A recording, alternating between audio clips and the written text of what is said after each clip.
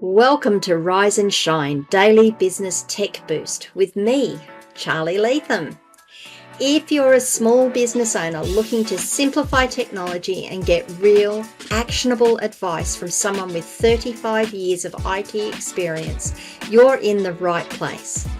Every episode, I'll dive into tools and systems like email, CRM, marketing and tracking, and break them down into bite-sized tips you can use right away. Your time is valuable, so let's get straight to the point. It's time to work smarter, not harder.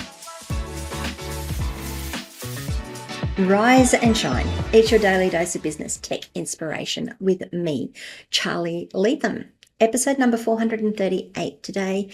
And I'm going to be in Gmail, and this is for Google Workspace, but I think it also works for a standard Gmail account. So you might get an extra bonus on this one.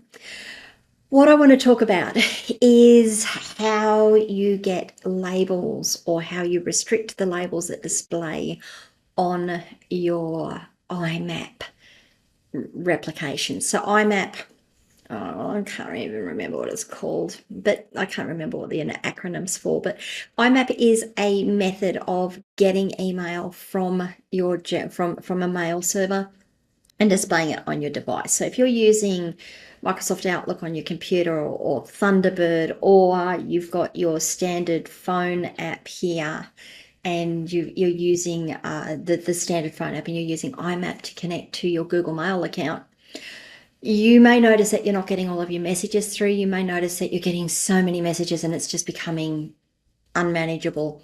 And that would be because of the way labels work. So labels in Gmail and Google Workspace act a little like folders. They're not entirely like folders, but they're a way of categorizing and organizing content. And it may just be that you haven't got that quite set up for your IMAP client. That's what I'm trying to say. So what I want to do is go through the settings, how it might work, and the things that you need to look at when you're trying to make things work for you. So let's flick on over. This is my Gmail account or my Google Workspace account. You'll notice that down the side here, I have a whole heap of labels, and there I have a lot of labels. If I just click more here, they keep going, they keep going, and they keep going, and they keep going. I've got a lot of labels. They will be blurred out. But you'll get an idea that I have a heap. Now, if you can imagine me trying to bring all of those down onto my mobile phone and look at them on my mobile phone, it could be a little bit overwhelming. It might also be that you've set up some filters that say, look, I don't ever want to see these, and we're going to hide them. And why do you want to download them to your mobile phone or to your desktop if you just want to hide them and never see them again? So let's have a look at how you can take control of that. In your Google Mail account, go across to your settings icon. It's the little cog at the top, near the right-hand side, just a little across from the left of the right-hand side. Click on that and say See All Settings. Then go across to your Labels set tab here. Now, you'll see we have a whole heap of options. First of all, we've got system labels. So these are the labels that Google give you as standard, and you really can't delete them. You can't do much with them. But what you can do is show or hide them.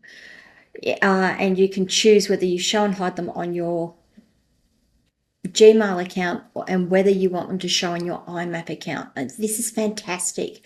So things like inbox, that's your standard label. Starred, snoozed, important, sent, scheduled, drafts, all mails, spam, and bin. These are your standard system labels. Now, if you see here, this is a good one.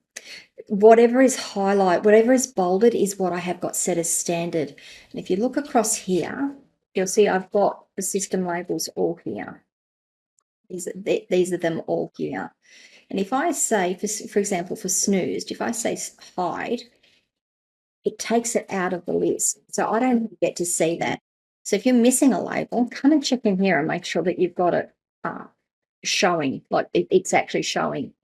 You've got something like scheduled, where you can do a show, hide, or show if unread. So if I just set that to hide, it's gone. Show if unread. So if I've got scheduled emails going out, it will appear here. If I don't, it doesn't show. And if I say show, it now shows up.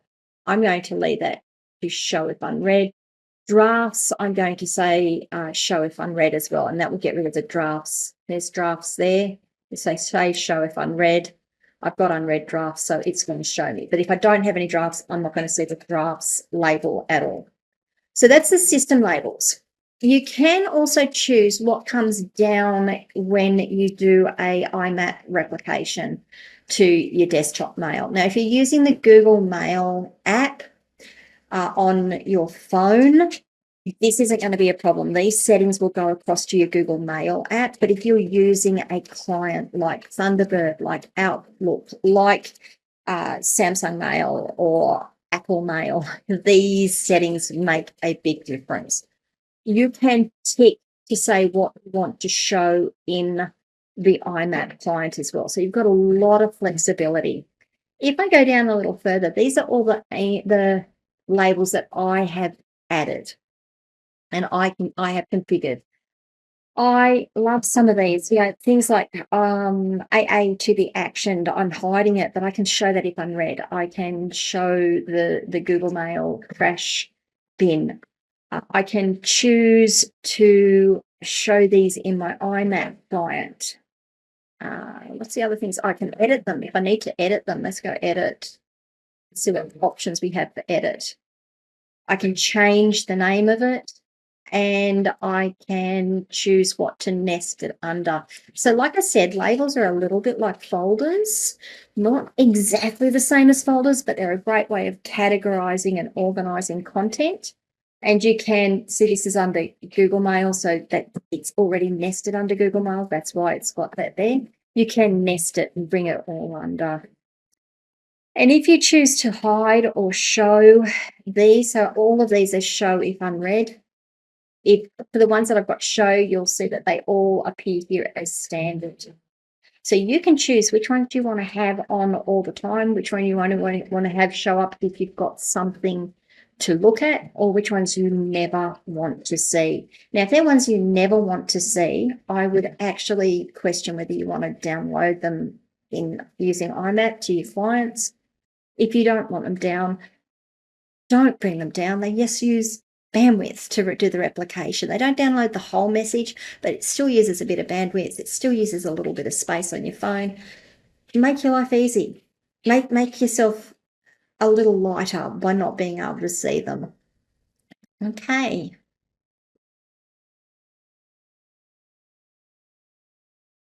So that's how I would manage my labels. I really love going through and cleaning out my labels every now and again and being able to go, I don't even need to see that. I don't want to see it in my client unless I've got things in it. That's a really big option. That's a really big benefit for me, especially when you get a lot of mail. You do a lot of organization and put them into labels.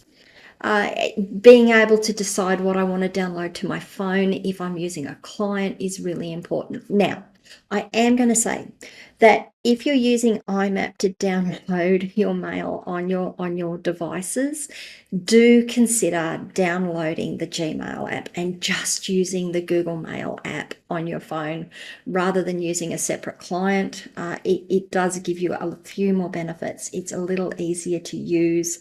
And you don't have to go through all of this stuff about, yes, I want to download that, or no, I don't.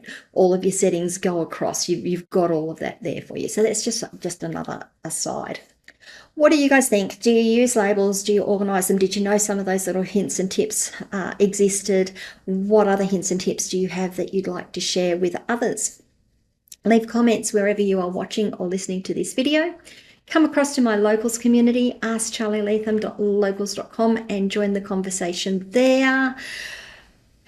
If this video was helpful, give it a like, please. I would really appreciate it. And if you haven't already, please subscribe to the channel and ring the notification bell to find out when I drop more content. And I will see you guys tomorrow. Bye. Hey there, thanks so much for tuning in to Rise and Shine, your daily business tech boost. I hope today's episode gave you some actionable insights that will make your business tech work smarter for you. If you found value, be sure to subscribe, leave a review, and share it with other small business owners who could use a daily boost. For more tips, tools, and resources, visit www.askcharlylethan.com. Until next time, keep rising, keep shining, and let's make tech simple together.